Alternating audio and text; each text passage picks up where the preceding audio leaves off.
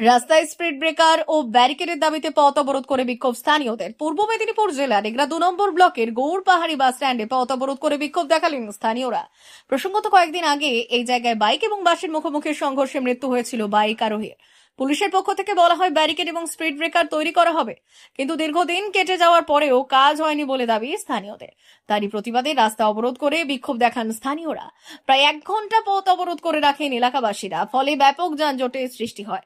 ঘটনার খবর পেয়ে এগরা থানার পুলিশ ঘটনাস্থলে পৌঁছয়। পরে পুলিশের মধ্যস্থতায় পরিস্থিতি স্বাভাবিক হয়। পুলিশের পক্ষ থেকে জানানো হয়েছে এলাকাবাসীদের দাবি মেনে দ্রুত সমাধান করা হবে। এই দিন পুলিশের পক্ষ থেকে সিগন্যাল লাইটের ব্যবস্থা করা হয়, যদিও এলাকাবাসীর দাবি আগামী দিনে স্থায়ী সমাধান না হলে বৃহত্তর আন্দোলনে নামবেন তারা। এবার আমি বলি শোনো, গত মঙ্গলবার আমাদের এখানে একটা মর্মান্তিক দুর্ঘটনা ঘটে যায়। ওই সময় আমরা থানাকে ফোন করেছি, থানা এসছে। বডি তোলার আগে আমরা পথ অবরোধ করেছি বডি ফেলে রেখে, যে স্যার আমাদের বাম দিতে হবে, পিচের বাম দিতে হবে, তারপর ব্যারিকেড লাগাতে হবে, সিগন্যাল লাইট দিতে হবে। আমাদের গৌড়পাড়ি এমন একটা স্ট্যান্ড যেখানে সুপারফাস্ট দাঁড়ায় না, এখানে সব গাড়ি প্রায় 80-র উপরে স্পিড রাখে। ওটাই হচ্ছে আমাদের যন্ত্রণা। আমরা স্ট্যান্ডে বা আমাদের এই গ্রামবাসী হয়ে আমাদের যত যন্ত্রণা এটাই যে 80-র উপরে সব গাড়ি স্পিড থাকে।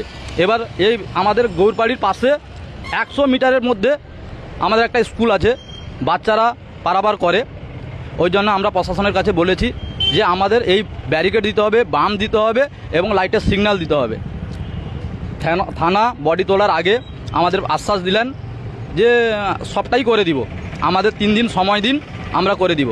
আচ্ছা, 3 দিনের জায়গায় আজ 5 দিন হয়েছে, থানার কোনো গুরুত্ব নেই। আমি নিজের থেকে যেদিন অ্যাক্সিডেন্ট হয় তার পরের দিন আমি থানায় ফোন করেছি যে স্যার সব কটা সুপারফাস্ট 80-র উপরে স্পিড ধরে রেখেছে। আবার তার পরের দিনও আমি থানায় যথারীতি ফোন করেছি, ফোন করার পরেও কোনো সাড়া মেলেনি।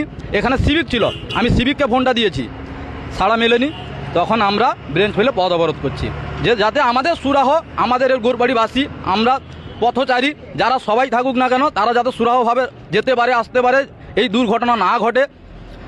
গত 2 মাসের আগে বলি, একসঙ্গে 2টো মার্ডার হয়েছিল এখানে, 2টো মার্ডার বলে 2টো অ্যাক্সিডেন্ট হয়েছিল।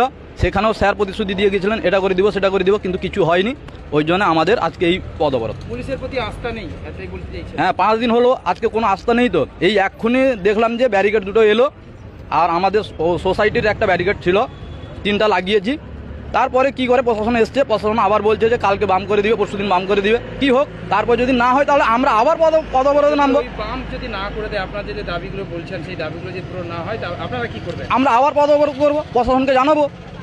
আমাদের বাঁচতে হবে তো, সবাইকে বাঁচাতে হবে তো। প্রত্যেকটা গাড়ি 100 স্পিডে যাচ্ছে, আমরা থানায় যথারীতি ফোন করছি।